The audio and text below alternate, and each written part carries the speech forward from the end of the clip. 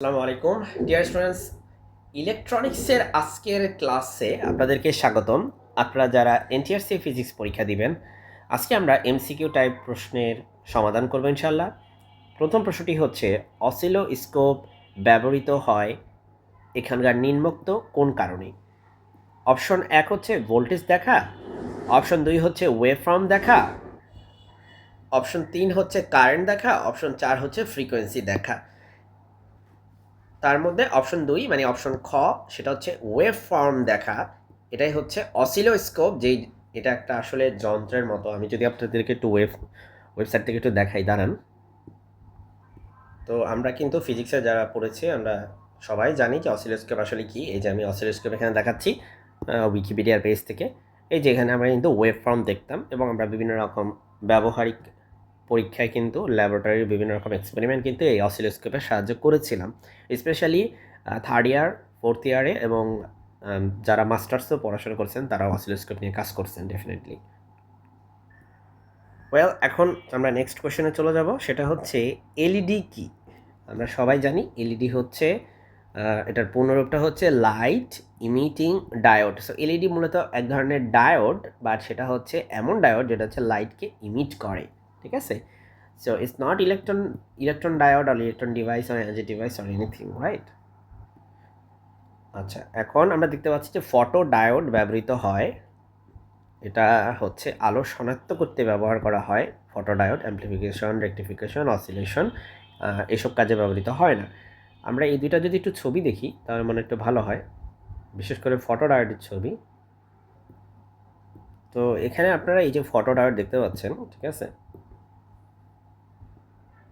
পরবর্তী প্রশ্ন হচ্ছে যে মসফেটের 3টি অংশ, সেইগুলা কি কি? তো সেটা কি ইমিটার, বেস, কালেক্টর, নাকি গেট, সোর্স, ড্রেন? দেখেন এই দুইটা হবে না, এটা আমি আর আপনি দুজনেই জানেন, রাইট?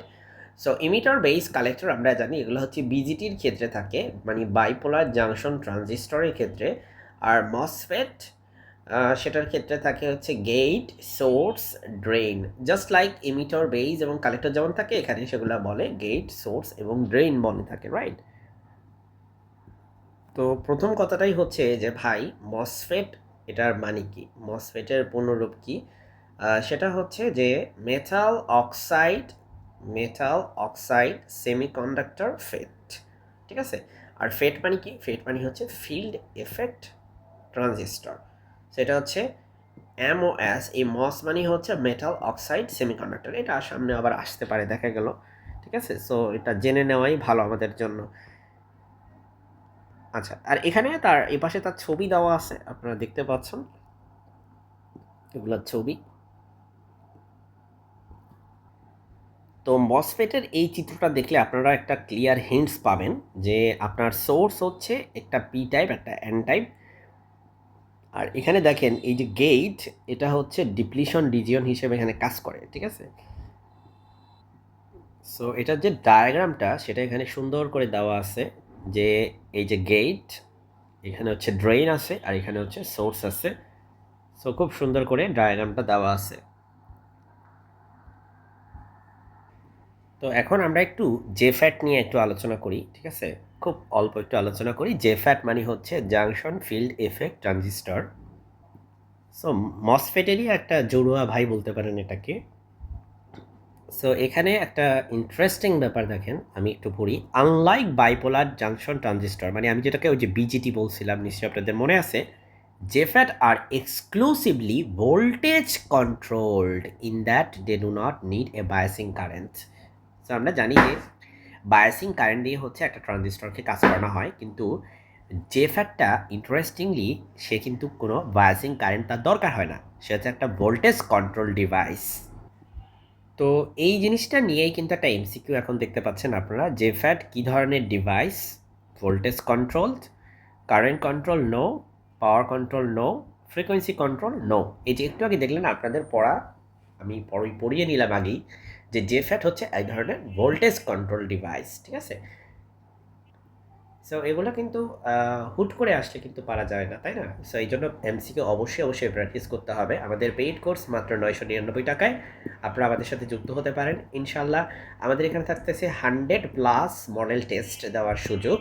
100+ মডেল টেস্ট দেওয়ার সুযোগ, এবং প্রত্যেকটা ফিজিক্সের প্রত্যেকটা ব্রাঞ্চের আমরা কিন্তু হচ্ছে এরকম এমসিকিউ ভিডিও একের বেশি পিডিএফ ফাইল আপনাদেরকে প্রোভাইড করবো। আমরা সেগুলোর উপর ক্লাসও নিব, তারপরে পিডিএফ ফাইল দিব, এবং আমরা বেসিক সহকারে আলোচনা করব টপিকগুলো, যাতে আপনারা অনেকটাও আইডিয়া পেয়ে যান, ঠিক আছে। বাট বেশি বেশি এমসিকিউ করার সুযোগ থাকছে। সো আমাদের সাথে যুক্ত হতে আমাদের হোয়াটসঅ্যাপ নাম্বার 018510124333 এই নাম্বারে যোগাযোগ করতে পারেন। সো জেফেটের একটা আমি চাচ্ছিলাম যে একটা সিম্বল আপনাদেরকে দেখায় দিই, সার্কিটের সিম্বলটা। সো এটা হচ্ছে সেই গেট, হ্যাঁ, এটা হচ্ছে সেই গেট, এটা হচ্ছে ড্রেন, এটা হচ্ছে সোর্স, জাস্ট লাইক মসের মতোই আর কি, মসফেটের মতো।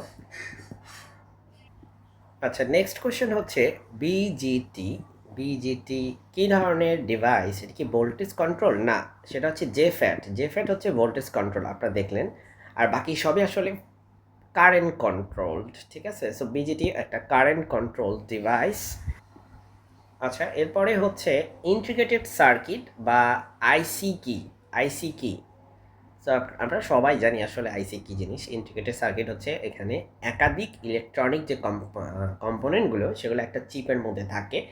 সো রেজিস্টর থাকে, সেটার মধ্যে ট্রানজিস্টর থাকতে পারে, ডায়োড থাকতে পারে, ঠিক আছে। এই সবই আসলে একসাথে থাকে। সাধারণত সেখানে যেটা থাকে না সেটা হচ্ছে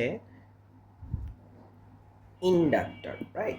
সাধারণত ইন্ডাক্টর একটু বড় হইতে হয়। সো নর্মালি ইন্ডাক্টর আইসির ভিতরে থাকে না, বা ট্রানজিস্টর, ডায়োড, ক্যাপাসিটর, তারপরে এগুলো আবার পরবর্তীতে দেখার প্রশ্ন চলে আসতে পারে, তাই না। রেজিস্টর, এগুলো সবই আইসির ভিতরে পাওয়া যায়। এই সব হচ্ছে আইসির ভিতরে থাকতে পারে। নর্মালি ইন্ডাক্টর যেহেতু সাইজটা নর্মালি বড় হওয়া লাগে, সো ইন্ডাক্টর আইসির ভিতরে ফিট করানোর সুযোগ থাকে না। সো আমরা এই পর্যায়ে একটা আইসির একটু ছবি দেখি, চলেন। তো ফিজিক্স ল্যাব করার সময় আমরা কম হোক বেশি হোক এই ধরনের আইসি নিয়ে কিন্তু কাজ করেছি, আপনারা হয়তো করেছেন, ঠিক আছে। এটা আমি বিশ্বাস করতে চাই, আইসি নিয়ে কাজ করছেন। সো আমরা আইসির আরও কিছু যদি ছবি দেখি এখানেই পাওয়া যাবে। এগুলো হচ্ছে একটু ভিতরের পিকচার।